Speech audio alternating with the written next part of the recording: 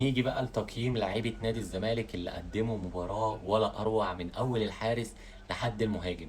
نبتدي بحراسة المرمى محمد صبحي، اللي من وجهة نظري كان بيعتمد عليه يانيك فيريرا في حتة الطلوع بالكورة من تحت لقدام.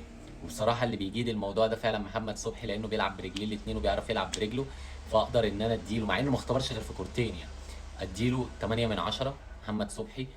طبعا نيجي كابتن الفريق عمر جابر، اللي كل ما بيكبر بيحلو برضه ما شاء الله، الله اكبر يعني. 8 من 10 عمر جابر. نيجي لحسام عبد المجيد، اللي حرفيا حسام عبد المجيد يعني حرام يمشي. يعني ما اتمناش انه حتى يحترف، اتمنى انه يفضل زي ما هو مع نادي الزمالك.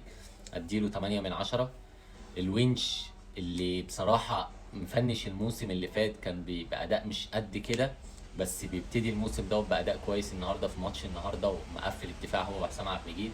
8 برضه من 10. نيجي لأفضل باك ليفت في مصر ويمكن في أفريقيا، هو محمود بنتايج. 9 من 10. نص الملعب دونجا، قدم مباراة كويسة مش وحشة دونجا برضو، على المستوى الدفاعي والهجومي وقطع الكور برضو. 7 من 10. نيجي لصاحب الهدف الثاني والأروع والأجمل، ما شفتش الجمال ده من أيام شيكا 2010، محمد شحاتة. 9 من 10. بصراحة ما فيش أجمل من كده يعني. قدام منهم عبد الله السعيد صاحب ال 40 عام، قدم مباراة كويسة مش وحشة يعني، بس ما كملش ماتش كامل. 6 من 10.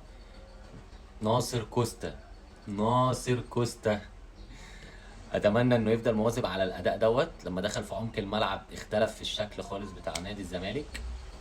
8 من 10. شيكو بينزا، اللي خرج متضايق وخرج زعلان، وطبيعي اي حد لما بيكون خارج بيبقى متضايق وزعلان يعني، مش بيبقى فرحان ان هو خارج يعني، بس غضبه كان اوفر شويه. 5 من 10. نيجي لناصر منسي، برضه كان بيحارب لوحده الشوط الاول، يعني ما اختبرش بحاجات كتير. 4 من 10. نيجي للتبديلات اللي نزلت بقى وغيرت شكل الفريق. طبعا نبتدي بعبد الحميد معالي، 19 سنة. انا شايفه مستقبل نادي الزمالك من لمساته وضغطه، بيضغط وما بيتعبش ما شاء الله، الله اكبر يعني. لا كان عامل اداء حلو قوي دفاعي كمان اكتر لما نزل من هجومي. 7 من 10. ادم كايد، اللي برضو يعني سبب من الاسباب في السرعه، اللي هو استلم الكوره راح مبصيها على طول لناصر، راح ناصر لف شاطها، فطبعا سبب او اتحسب له اسيست اصلا. 6 من 10.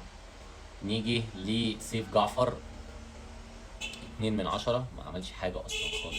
سيف الجزيري، 1 من 10.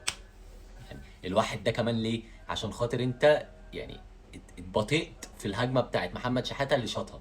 يعني انت لو كنت اتحركت كان هتضطر تفتح له مساحه فهيلعبها لك، فهتقوم انت مستلم، يا هتتقطع منك يا اما هترجعها لورا، فهي كانت هتخلص.